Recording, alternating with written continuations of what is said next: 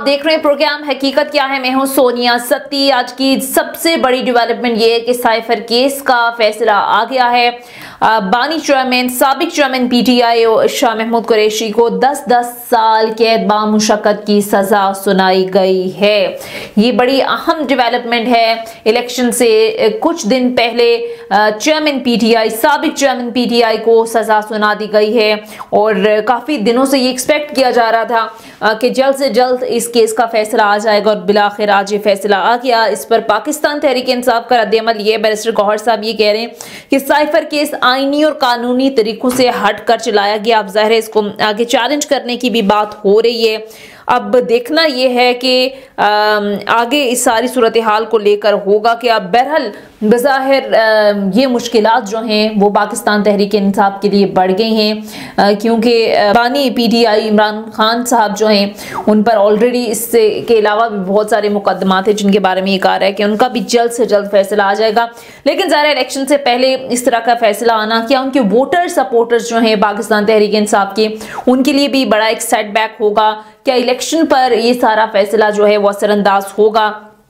तफसील से इस सारे मामले पर बात करेंगे और इलेक्शन जो ही करीब आ रहे हैं, तारीख करीब आती जा रही है, इलेक्शन की गहमा गहमी भी बढ़ती जा रही है। सियासी जमातें अपने अपने मंशूर दे रही हैं, वही वादे वही दावे किए जा रहे हैं। अब देखना यह है कि इस पर अमल दरामद किस हद तक मुमकिन हो सकेगा। इस सारी सूरत हाल के अंदर रहते हुए, इस मुआशी सूरत हाल के अंदर रहते हुए अवाम को कायल करने में ये तमाम के तमाम सियासी जमातें किस हद तक कामयाब हो जाएंगी। पाकिस्तान तहरीक इंसाफ के लिए अब कितना मुश्किल हो जाएगा ज़ाहिर इलेक्शन में आना और फिर उस अंदाज में कि जब वो शिकवे शिकायतें कर रहे थे ऑलरेडी कि हमें उस तरह से खुलकर खेलने का मौका नहीं दिया जा रहा, हमें लेवल प्लेइंग फील्ड नहीं दी जा रही और फिर ये फैसला आना ये कितना बड़ा सेटबैक होगा पीटीआई के लिए, इस पर भी बात करेंगे। बात करने के लिए सबसे पहले जरा लीगल पॉइंट ऑफ व्यू लेते हैं माहिर कानून बैरिस्टर कमर सफदरवारी साहब प्रोग्राम में हमारे साथ मौजूद होंगे। इसके साथ साथ सीनियर एनालिस्ट इफ्तिखार शिराजी साहब प्रोग्राम में हमें ज्वाइन करेंगे। सर, साइफर केस में साबिक चेयरमैन पीटीआई शाह महमूद कुरैशी को 10-10 साल कैद बामुशक्कत की सजा सुनाई गई है। आज बैरिस्टर गौहर साहब इस हवाले से अपना पॉइंट ऑफ व्यू दे रहे थे। उन्होंने कहा कि साइफर केस आईनी और कानूनी तरीकों से हटकर चलाया गया। ओवरऑल आप कैसे देखते हैं साइफर केस की? जाहिर है तमाम तर जो हियरिंग हुई उसके बाद आज जो फैसला आया।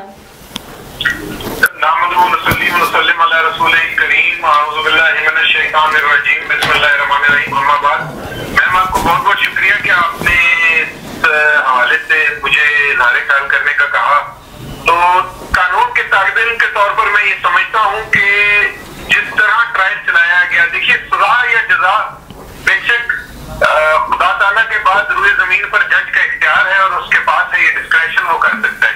बिल्कुल। जिस तरह के ये ट्रायल चलाया गया है और जिस तरह की सजा सुनाई गई है वो जो भी written unwritten convention rules laws हैं उनकी नफी करता है और एक बदएतमादी का मजहर बन जाता है। जिस तरह ये ट्रायल जल्दी किया गया, रात को 11:30 तक ट्रायल हो रहा है, एक्यूज को उसकी चॉइस का काउंसिल करने की इजाजत नहीं दी जा रही, बाहर भेजा जा रहा है। और ये आपने देखा होगा कि इस पर सुप्रीम कोर्ट से भी ऑब्जर्वेशन आ चुकी है, हाई कोर्ट से भी ऑब्जर्वेशन आ चुकी है और जज साहब को जो ट्रायल कर रहे थे मोहतरम जज साहब उनको हदायत कई बार जारी की गई, लेकिन वो कोई लगता नहीं है कि उन्होंने वो अप्रिशिएट की और ये बहुत तेजी में आइन और कानून की आपके ये नफी करते हुए एक सजा सुना दी है। मुश्किल है कि ये देखिए अब हाईकोर्ट इसको कैसे देखती है और क्या अप्रिशिएट करती है इसको। ठीक है, आप कह रहे हैं कि आइन और कानून की नफी करते हुए सजा सुनाई गई है। इफ्तिखार शिराजी साहब, आप एग्री करेंगे बैरिस्टर साहब की बात से?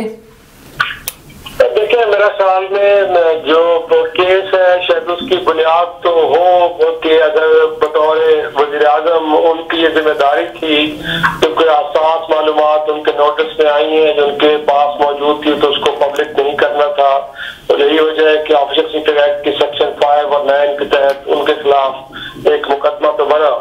लेकिन बाद हम देखते हैं कि जिस अंदाज इस मुकदमे को चलाया गया है तो उस पर सवाल जरूर उठते हैं। इसमें कोई दूसरी राय होनी नहीं चाहिए क्योंकि इससे पहले अगर आप देखें एक तो इस मुकदमे के रीट्रायल का हुक्म दिया गया, फिर ये भी है कि जब मामला जमानत के लिए सुप्रीम कोर्ट गया तो अमूमन तो अदालतें सिर्फ जमानत का हुक्म जारी कर देती हैं, लेकिन ये पहली बार है कि सुप्रीम कोर्ट के 3 रुकनी बेंच ने इस मुकदमे के कयाम के ऊपर भी सवालात उठाए और साथ में ये कहा गया कि इसका ओपन ट्रायल होना चाहिए, लेकिन सिक्योरिटी की वजूहात की बुनियाद पर इसका जेल ट्रायल जारी रखा गया। अब जिस अंदाज में देखें इस मुल्क के अंदर ताखीरी हरबे इस्तेमाल करना, ये बाज़ का बड़ी जेन्युइन वजूहात होती हैं कि वकलाए सफाई पेश नहीं हो पाते और मुकदमा थोड़ा आगे बढ़ जाता है। मेरा ख्याल है वो अदालतें हैं कि जिनके सामने है कि आज जुल्फ़िकार अली भुट्टो साहब जिनका रीट्रायल का मुकदमे पिछले 8 साल से ज़ेर इल्तिवा है, अदालतों को वो तो नजर नहीं आ रहा, लेकिन साइफर का मुकदमा बड़ी जल्दी में निपटाने की जो एक बड़ी अजीब सी कोशिश की गई है, जिसमें सिर्फ कल के दिन ही 19 गवाहों के ऊपर इस अंदाज में जरा मुकम्मल की गई है। और वो वकलाए सफाई के जिनको मुल्जमान की जानिब से जो है वो एक तरह से नामजद ही नहीं किया गया था, कि जो मुल्जमान थे उनकी ताईद और हिमायत हासिल नहीं थी, वो सरकार की जानिब से अपॉइंट किए गए थे। और फिर आपने देखा है कि जिस तरह आज फैसला सुनाने से पहले मुल्जमान को हतमी दलाइल का गोया के मौका ही नहीं दिया गया। तो मेरा ख्याल में जब ये मामला अगली अदालतों में जाएगा तो यकीनी तौर पे जहां इस केस की सेहत पे गोया कि क्या ये केस बनता था उसके ऊपर सवाल उठेगा, वहां से जिस अंदाज में इस ट्रायल को कंडक्ट किया गया उसके ऊपर भी जरूर सवाल उठेगा। और लगता नहीं है, क्योंकि इससे पहले जब हमने देखा कि तोशा खान में जिनकी जमानत मंजूर हुई, दोबारा रीट्रायल के लिए कहा गया कि जो हो रहा है, तो मुझे साइफर केस का भी जो मुस्तकबिल है वो उसी तरह नजर आ रहा है, क्योंकि उसके अंदर काफी एक एनोमलीज है, ऐसी खामियां मौजूद हैं कि जिसकी बुनियाद पे ये केस और इससे जुड़ी सजा ज्यादा देर तक बरकरार नहीं रह पाएगी। बिलखसूस जिस मुकदमे को ऑफिशियल शिकायत की सेक्शन 5 के तहत देखा गया है, उसमें तो गोया कि उन पर इल्जाम यही है कि शायद उन्होंने एक हसास मालूमात की हिफाजत नहीं की, उसको घुमा दिया है।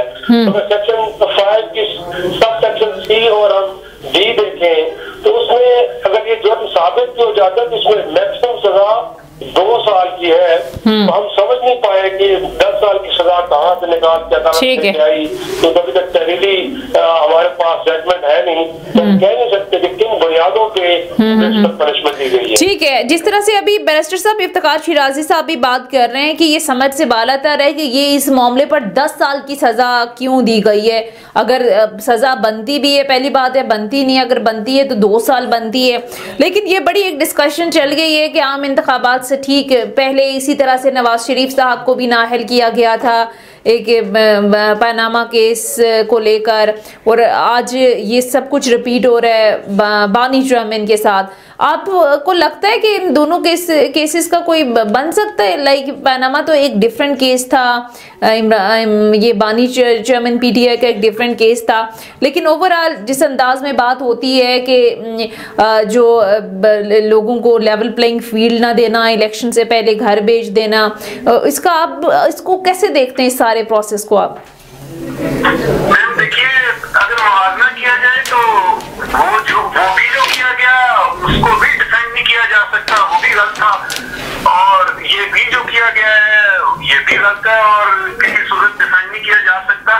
और ये दोनों का मुआवजा करने के साथ साथ ये समझना जरूरी है कि जहाँ कहीं भी रूल ऑफ लॉ के प्रिंसिपल्स कॉम्प्रोमाइज होंगे, आईनी जो गारंटीज कॉन्स्टिट्यूशनल गारंटीज दी गई वो कॉम्प्रोमाइज होंगे, तो सवालिया निशान ना सिर्फ आएंगे बल्कि वो एक बदइत्मादी पैदा करती है अवाम में भी जुडिशल सिस्टम की हद तक। चूंकि अवाम का पहला इंटरफेस हमेशा से होता है सेकंड सेशन जज के लेवल पे, सेशन जज के लेवल पे, हर बंदा तो उसके पहली बार में ही जब उसको कोई मसला होता हाई कोर्ट या सुप्रीम कोर्ट नहीं पहुंच जाता। तो जब इस तरह के तरीके से जल्दबाजी में किया जाएगा और चलाया जाएगा तो वो बहरहाल शुक्र को शुबहात भी पैदा करता है और फिर बदइस्तेमाली का सबब भी बनता है। ठीक है। ठीक है, तो इफ्तिखार शिराजी साहब, आप इस सारी सूरत हाल को कैसे देखते हैं? ज़ाहिर एक डिस्कशन भी चल पड़ी है किसी तरह से इलेक्शन से कुछ दिन पहले नवाज शरीफ साहब को जिस अंदाज में नाअहल किया गया था, और आज वही कुछ रिपीट हो रहा है बानी चेयरमैन के साथ, PTI के साथ। तो सर आप कैसे देखते हैं ये? आप मुआवजा कर सकते हैं इन दोनों केसेस का, या एक डिफरेंट केस था? वहाँ उस वक्त कहा गया कि सजाएं बनती है, फिर आज ये कहा गया कि भाई उन पर तो कोई केस ही नहीं था, ये सारी की सारी पॉलिटिकल इंजीनियरिंग हो रही है। आपको लगता है कि किसी मोड़ पे यही बानी चेयरमैन जो PTI हैं उनके हवाले से भी कहा जाएगा कि ये पॉलिटिकल इंजीनियरिंग थी? देखिए, अब तक के जितने भी इक़दाम हैं हमें जो नजर आ रहे हैं जब से PTI की हुकूमत गई है, एक शख्स के खिलाफ अगर 200 मुकदमा कायम कर दिए जाएं, जिसमें एक मुकदमा ऐसा भी हो कि कत्ल कहीं कोयटा में हो रहा है और 302 का पर्चा लाहौर में इमरान खान के खिलाफ कट रहा है, तो उससे तो जाहिर सी बात है ये बातें बड़ी वाज़ेह होती हैं कि इसमें कोई शक नहीं है कि उनको एक पॉलिटिकल इंजीनियरिंग के थ्रू मुल्क के सियासी निजाम से बाहर उठा के फेंकने की कोशिश की गई है। और इससे पहले भी हमने देखा है कि कई जमातों के साथ, बिलखुसूस पाकिस्तान पीपल्स पार्टी के साथ इस तरह हो चुका है। और यहाँ तक कि उस जमात को इलेक्शन से बाहर करने के लिए, पॉलिटिकल सिस्टम से बाहर करने के लिए जियाउल हक साहब के दौर में गैर जमाती बुनियादों पे इलेक्शन कराए गए थे। हर किसी को याद इस वक्त की तारीख गवाह है। मेरे ख्याल में इसमें भी हम ये देखते हैं कि जो साइफर का मुकदमा है और उससे पहले तोशाखाना का मुकदमा, गोया कि मुकदमा तेजी से चलाना और फिर अपने मर्कज के अंजाम तक पहुंचाना, तो गोया कि मैसेजिंग है, गोया कि आम आदमी को, इस मुल्क के बिलखुसूस तहरीक इंसाफ के उन वोटर्स को, सपोर्टर्स को ये बावर कराना, उनको बताना जरूरी है कि इमरान खान साहब मुल्क की सियासत के अंदर उनका कोई अमल दखल बाकी नहीं रहा। लेकिन जाहिर सी बात है, इससे पहले हम देख चुके हैं कि जुल्फिकार भुट्टो हो, बेनजीर भुट्टो हो, उसके बाद नवाज शरीफ साहब जिनके खिलाफ पनामा के मुकदमा चले, आइन के आर्टिकल 62-63 के तहत उनको ताहयात नाअहल किया गया। और उस वक्त हम यही बात कह रहे थे कि शायद अब उनका मुल्क की सियासत में जो अमल दखल है वो हमेशा के लिए खत्म हो गया है। लेकिन सबके सामने है कि चीजें रिवर्स बैक हुई और कहीं ना कहीं एक सहमति का भी एलिमेंट उनके साथ खड़ा है कि शायद उनके साथ जुल्म हुआ है। ये और बात है कि वो केसेस किस बेहतर अंदाज में चलाए गए, नहीं चलाए गए, जो उनके ऊपर जो इल्जामात थे बिलखुसूस मतलब के ऐसे बियॉन्ड मीन्स के, आज भी बुनियादी सवाल अपनी जगह पे कायम है कि उन्होंने एवन फील्ड और मेफेयर में जो अपार्टमेंट्स बनाए वो कैसे बनाए, आज तक जवाब नहीं आया। अदालती निजाम के जरिए उनको फिर से साफ कर दिया गया। तो आज इमरान खान साहब के मामले में भी जिस अंदाज में चीजों को आगे लेके चला जा रहा है, मुझे नहीं लगता कि इसके जरिए वो इमरान खान को मुल्क की सियासत से बाहर कर पाएंगे। रादर जो सहमति वोट है, जो ज्यादा हमदर्दी है, वो उनके साथ खड़ी होगी। और अदालतें बहरहाल जो कुछ भी हो, हमने माजी में देखा है तो इस्तेमाल होती नहीं है, लेकिन कहीं ना कहीं हमें कुछ ऐसे जजेस भी मिलते हैं कि जो लॉ और आइन के साथ खड़े होते हैं और इस तरह की कोशिशों को नाकाम बनाने के लिए अदा करते हैं। तो मुझे लगता है कि इमरान खान साहब के मुकदमे में भी हमें कुछ ऐसे जजेस देखने को मिलेंगे कि जो बाहर उसको क्वेश्चन भी करेंगे और शायद इस तरह के मुकदमा में दी की सजाएं को खत्म भी करेंगे। ठीक है जी, बैरिस्टर साहब आप कुछ ऐड करना चाह रहे हैं? जी मैं बिल्कुल सर ने जो फरमाया उससे एग्री करता हूँ, उसको एंडोर्स करता हूँ और वो बजाय है। जी ठीक है। अच्छा बैरिस्टर साहब, आप ये तो एक केस का फैसला आया साइफर केस का, इसके अलावा भी चेयरमैन PTI बानी जो PTI हैं उनके ऊपर काफ़ी और भी मुकदमात हैं, जैसे साइफर का मामला है, इसके अलावा बहुत सारे केसेस हैं। आपको क्या लगता है अब सबके सब केसेस जल्द मंतकी अंजाम तक पहुंचेंगे और उन सब केसेस में साइफर ज्यादा अहम? तो और आपको लगता है जी, मैं माजरत चाहता हूँ थोड़ा सा जल्दी में क्यों, लेकिन अगर इसी अंदाज में मंतकी अंजाम तक भी पहुंचने तो ये सस्टेन कैसे होंगे आला अदालतों में, ये बड़ा मुश्किल और सवालिया निशान पैदा हो जाता है। चलें ठीक है, बहुत बहुत शुक्रिया। बैरिस्टर कमर सब्जवारी साहब सीनियर कानूनदान प्रोग्राम में हमारे साथ मौजूद है। बहुत शुक्रिया सर, आपके वक्त अंदाज में आपने बात की कि एक जमात को दीवार से लगाना, और ये हमने हर दौर में देखा है। कि किसी ना किसी एक जमात के साथ ये सब होता रहा इलेक्शन से पहले। इससे पहले जो इलेक्शन हुए उस वक्त पीटीआई की बड़ी वाहवाह थी और उस वक्त नून लीग को शिकवे शिकायतें थी।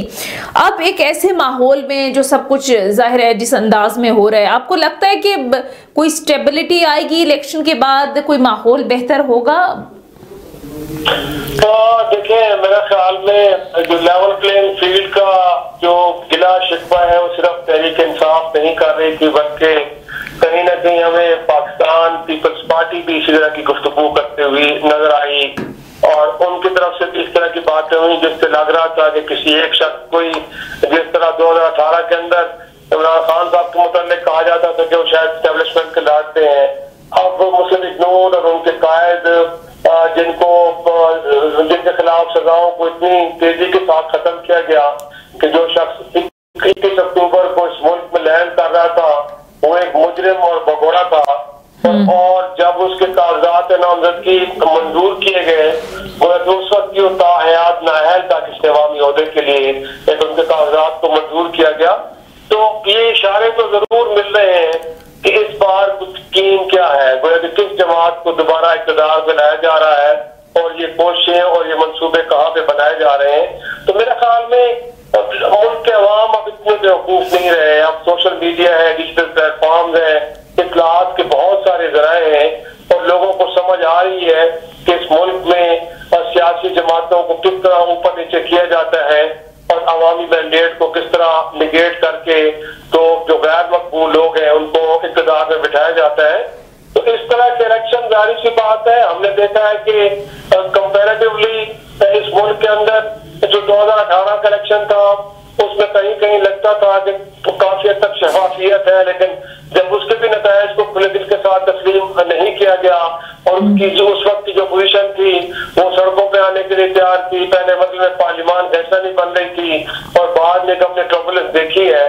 तो अब तो बहरहाल ये एक तो बड़ी वाज़ेह हकीकत है कि ये एक सियासी जमात जिसको पहले मरहले में उनके लोगों को पार्टी से बाहर किया गया, उसके बाद पाबंद सलासल किया गया, बहुत सारे मुकदमात में उनकी जमानतें हुई तो उनको फिर भी रिहा नहीं किया गया, दूसरे मुकदमे में गिरफ्तार कर दिया गया और यहाँ तक कि जो इंट्रा पार्टी इलेक्शन के जो किसी भी सियासी जमात का एक अंदरूनी मामला है, लेकिन इलेक्शन कमीशन ऑफ पाकिस्तान उस मामले भी उन्होंने एक फैसला दिया जिसको बाद में सुप्रीम कोर्ट ने भी एंडोर्स किया, उसके जरिए से उस जमात को इलेक्शन प्रोसेस से बाहर रखा गया है और इस वक्त भी वो जमात खुल के अपने इंतखाबी जलसे नहीं कर सकती।